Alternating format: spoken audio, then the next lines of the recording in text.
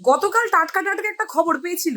সেই খবরটা হচ্ছে বিজেপির মিথ্যাচারের যে ফ্যাক্টরি রয়েছে, অর্থাৎ বিজেপি আইটি সেল, সেটার মাথার উপর মালিক হিসাবে যিনি বসেছিলেন এতদিন ধরে, অর্থাৎ অমিত মালব্য, ওনাকে বিজেপি সইরা দিচ্ছে।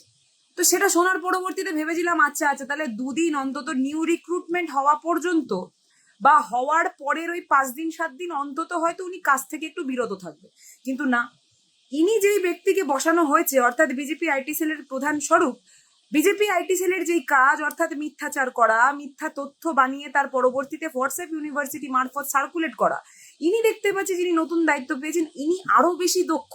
আসলে কি জানেন তো, ফেসবুকটা স্ক্রোল করতে করতে এই বিজেপি আইটি সেল দ্বারা ফেসবুক জুড়ে কিছু ওই নিউজ পোর্টালস খোলা হয়েছে, অর্থাৎ মেন স্ট্রিম মিডিয়াগুলোকে তো কিনে নিয়েইছে। ওই কথা ছেড়ে দিন, ইয়েলো জার্নালিজম এখন সবটাই ইয়েলো ইয়েলো হয়ে গেছে, ঠিক আছে, ইয়েলো ইয়েলো ডার্টি ফেললো হয়ে গেছে সবটা। কিন্তু তার মধ্যে থেকেও আবার শুধুমাত্র মেন স্ট্রিম মিডিয়াতে ইয়েলো জার্নালিজম হলুদ রং করে তারা শান্তি পায়নি, তার পাশাপাশি ডিজিটাল মিডিয়াতেও নিজস্ব কিছু কিছু কিছু পোর্টাল বানিয়ে রেখেছে। একটা পোর্টাল হঠাৎ করেই ফেসবুক মারফত আমার চোখে পড়লো, ফেসবুক ফিডসে এলো।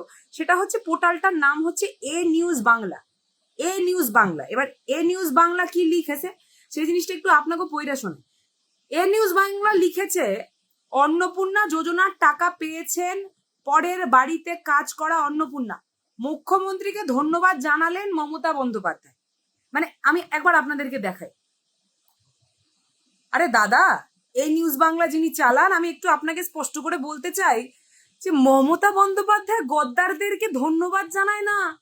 আর দ্বিতীয় কথা, এই যে অন্নপূর্ণা ভান্ডারের কথা বলছেন, অন্নপূর্ণা ভান্ডারের গাজর দেখিয়ে তো এই এত সংখ্যক মানুষের, এত সংখ্যক মহিলার যেই ক্ষমতায়নের জায়গা থেকে তাদেরকে চ্যুত করে রেখে দিয়েছে।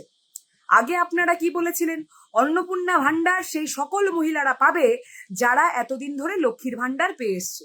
তার পরবর্তীতে আপনারা চুক্তি দেখিয়ে দিয়েছেন, অর্থাৎ এই গাজরটা ঝুলিয়ে আপনারা এই প্রত্যেকটা মহিলার মাথা খেলেন, এবং ওই ইলেকশনের প্রচারের সময় বেশ মাইক বাজিয়ে বাজিয়ে আপনাদের বিভিন্ন নেতা এবং বিভিন্ন এমএলএ ক্যান্ডিডেটরা যে বিভিন্ন লোকজনদের বাড়ির সামনে গিয়ে গিয়ে বলল, আমার ঠিক মনে পড়ে যাচ্ছে প্রিয়াঙ্কা টিবরেওয়াল ম্যাডাম, উনি বিভিন্ন বাড়ির সামনে গিয়ে বলেছিলেন লক্ষ্মীর ভান্ডার বন্ধ, লক্ষ্মীর ভান্ডার বন্ধ।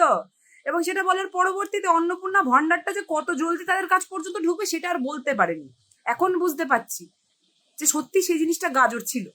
আর প্রত্যেকটা মহিলাকে গাজর সামনে দেখিয়ে তার পরবর্তীতে যেইভাবে টুপি পরিয়েছেন, এবং তারপরে যখন এইসব মিথ্যাচার আপনারা এই সকল ডিজিটাল মিডিয়া পোর্টালগুলো, যেইগুলো ওই বিজেপি আইটি সেলের কৃপায় এবং তাদের পয়সা পকেটে নিয়ে তার পরবর্তীতে চালিত হয়, সেইগুলো দিয়ে এরকম মিথ্যাচার করতে চায়, আমি তাদেরকে বলতে চাই যে মমতা বন্দ্যোপাধ্যায় বুক চিতিয়ে সেই লড়ার নাম, সেই সাহসিকতার নাম, ছাত্র যুবর চোখে সেই জ্বলন্ত আগুনের নাম।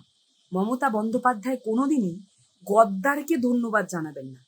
আর যারা এইসব ফেক মিডিয়া পোর্টালগুলো দিয়ে ফেক নিউজ ছড়াচ্ছেন, আমি আইটি সেলের সভাপতি হয়ে আপনাদের সকলের সামনে স্পষ্ট করতে চাই যে এরকম নিউজ আমি যদি আগামী দিনে আবারও দেখি, আমি এই নিউজটার, এই পোর্টালটার বিরুদ্ধে ইতিমধ্যেই একটা সাইবার ক্রাইমে কেস করতে চলেছি।